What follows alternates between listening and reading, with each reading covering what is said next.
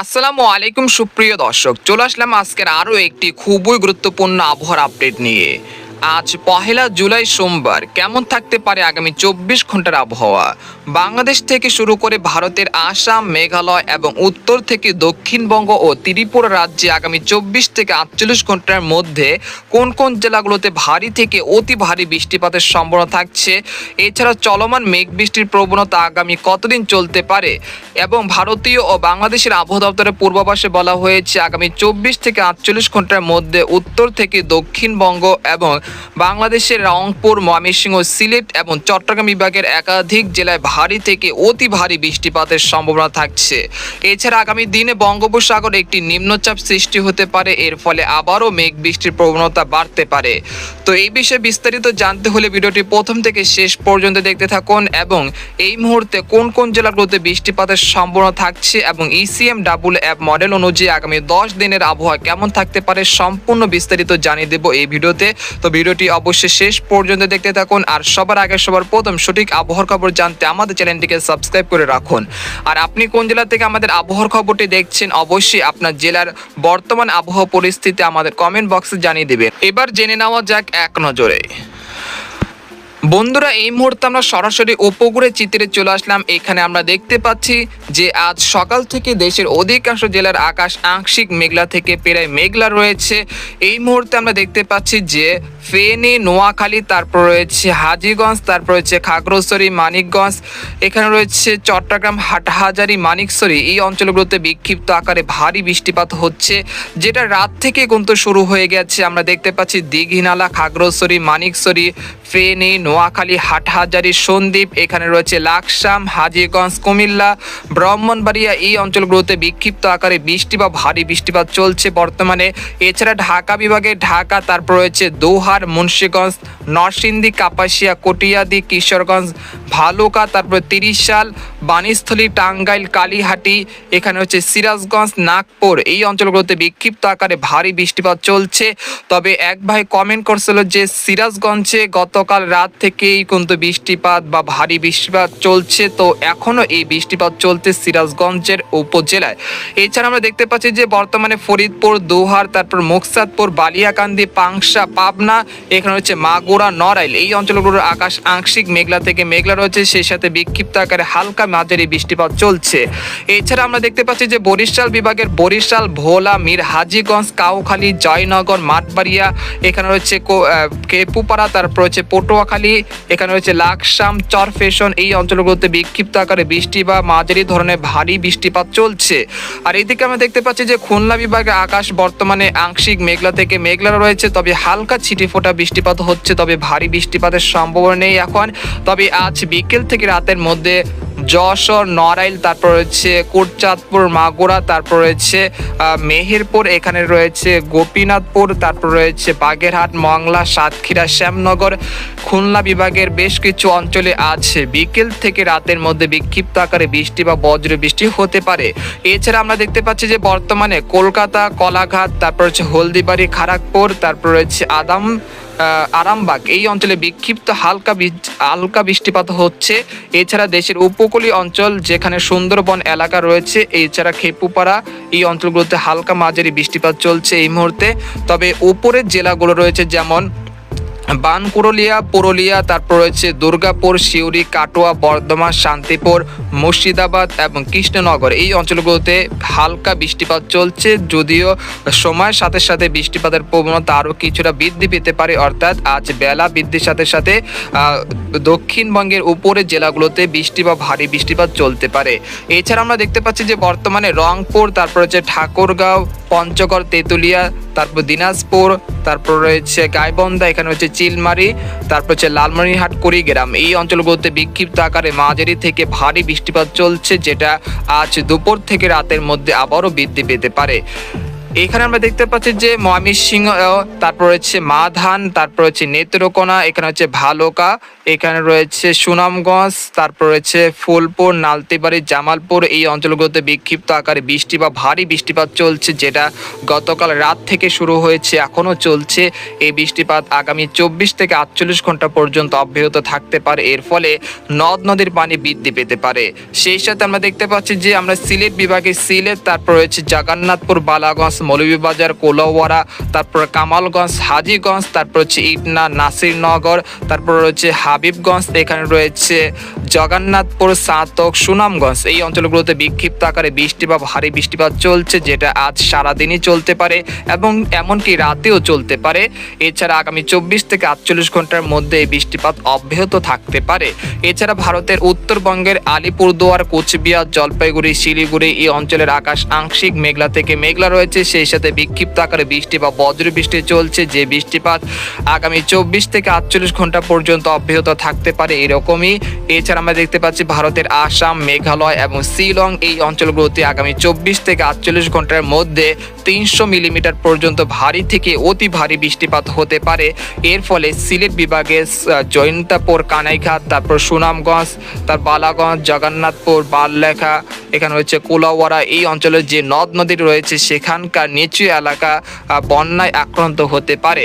এছাড়া অতিরিক্ত বৃষ্টিপাতের ফলে চট্টগ্রাম বিভাগের পাহাড়ি এলাকায় ভূমিধসের আশঙ্কা রয়েছে, যেমন রাঙ্গামাটি, বিলাইছড়ি, রাজস্থলী, রংধনু, তারপর খাগড়াছড়ি এই অঞ্চলগুলোতে পাহাড় ধসের ঘটনা ঘটতে পারে।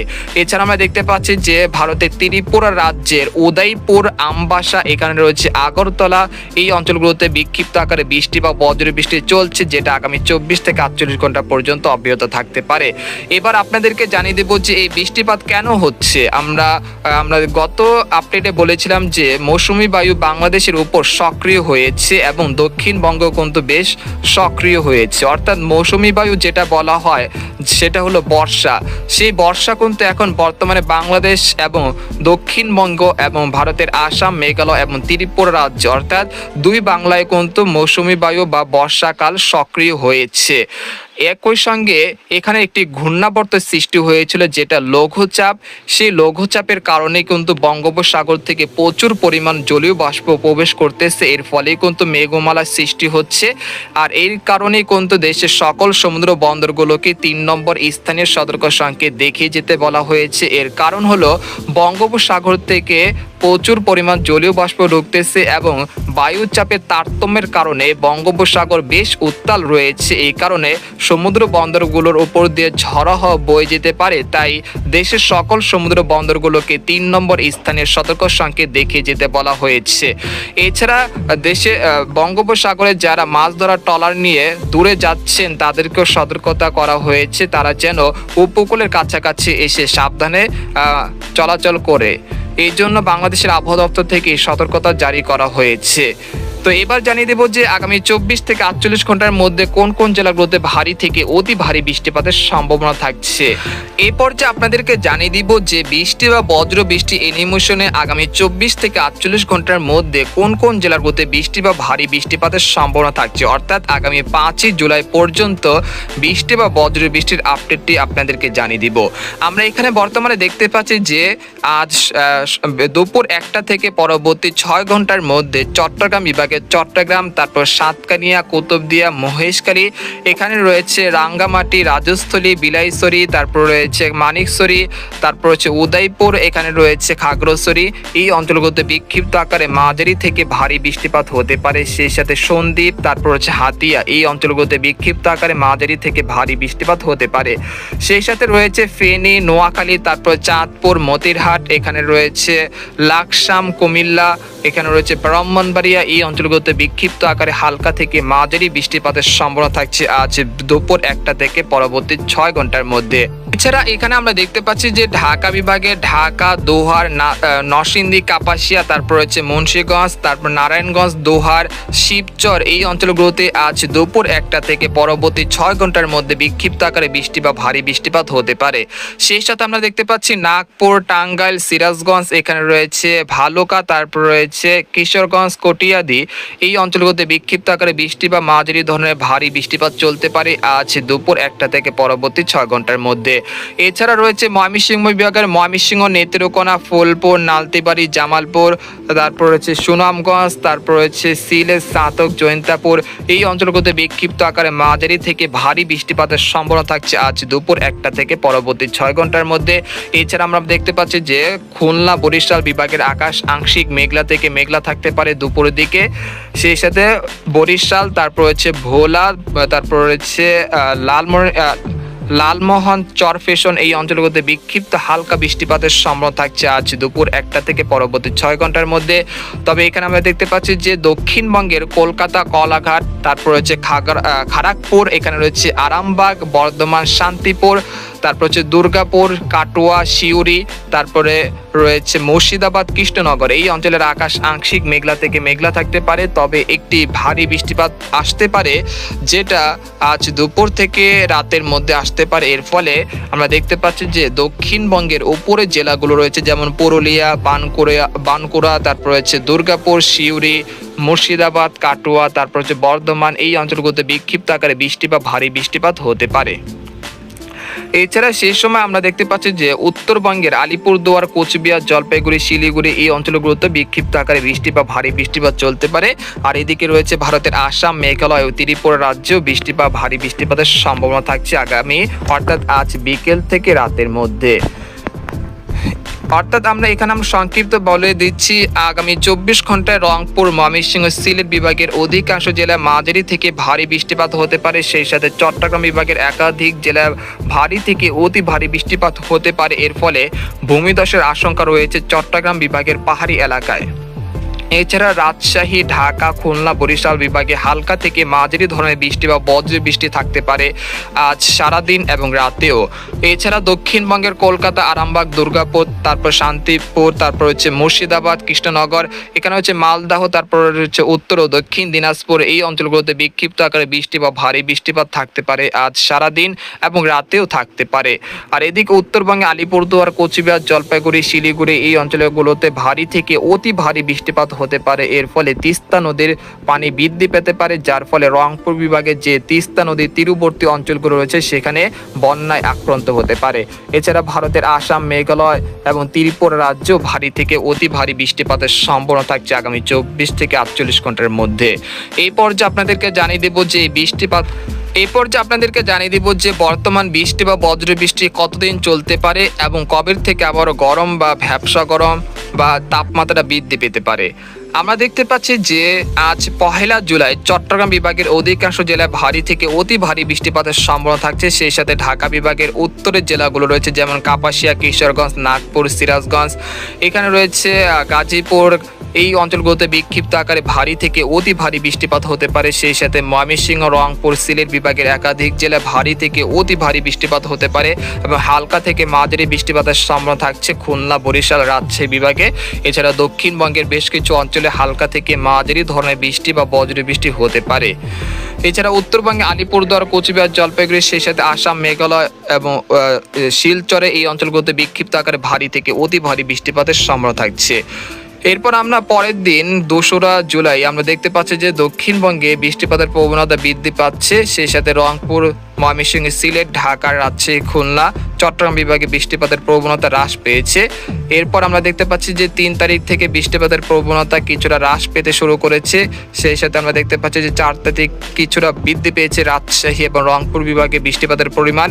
এরপর 5 তারিখে আবার কিছুটা বৃদ্ধি পাচ্ছে। আমরা দেখতে পাচ্ছি যে রাজশাহী, রংপুর বিভাগে বৃষ্টি বা বজ্র বৃষ্টির প্রবণতা বৃদ্ধি পাচ্ছে। তবে চট্টগ্রাম, তারপর রয়েছে খুলনা, বরিশাল, সিলেট, ময়মনসিংহ এই অঞ্চলের বৃষ্টিপাতের প্রবণতা হ্রাস পেয়েছে। এরপর আমরা 6 তারিখ দেখতে পাচ্ছি যে ঢাকা, রাজশাহী, খুলনা বিভাগে কিছু কিছু জায়গায় বৃষ্টি বা বজ্র বৃষ্টির প্রবণতা বৃদ্ধি পাচ্ছে। তারপর 7 তারিখ থেকে বৃষ্টিপাতের প্রবণতা একেবারেই কমে আসতে পারে। অর্থাৎ আগামী 7 তারিখ পর্যন্ত এই মেঘ বৃষ্টির প্রবণতা অব্যাহত থাকতে পারে। এরপর আবারও তাপমাত্রা বৃদ্ধি পেতে পারে এবং জুলাই মাসের শেষ মাঝামাঝি সময় বঙ্গোপসাগরে একটি ঘূর্ণাবর্ত সৃষ্টি হতে পারে যেটা নিম্নচাপে রূপ নিতে পারে। এর ফলে আবারও জুলাই মাসের 10-15 দিন বা মধ্যভাগে দেশের বিভিন্ন অঞ্চলে বিক্ষিপ্ত আকারে বৃষ্টি বা ভারী বৃষ্টিপাতের সম্ভাবনা থাকছে, যেহেতু বঙ্গোপসাগরে একটি নিম্নচাপ সৃষ্টি হতে পারে জুলাই মাসের 10 দিনের মাথায়। তো এই ছিল একটি সংক্ষিপ্ত আবহাওয়ার খবর। তো এরকম লেটেস্টিং আবহাওয়ার খবর জানতে আমাদের সাথেই থাকুন। আজকের মতো এখানে বিদায় নিলাম, দেখা হবে পরের ভিডিওতে, সেই পর্যন্ত আমাদের সাথে থাকুন।